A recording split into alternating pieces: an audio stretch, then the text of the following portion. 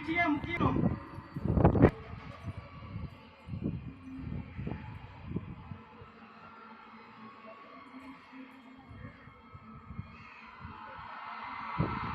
நாட்டுக்காக உழைப்பதற்கு அண்ணா பிறந்தார்.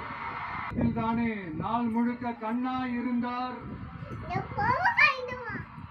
அவர்கள் ஒரு பாட்டு ஒண்ணு பாடி இருக்கிறாங்க, கேட்டுட்டீங்க. அப்படிப்பட்ட நம்ம காஞ்சி தலைவர் அறிஞர் அண்ணா அவர்கள் பிறந்த மாகாட்டின்றதுனாலேயே நான் ஆரம்பிச்ச கட்சியினுடைய கொடியில அறிஞர் அண்ணா அவர்களை வச்சவர் எம்ஜிஆர்.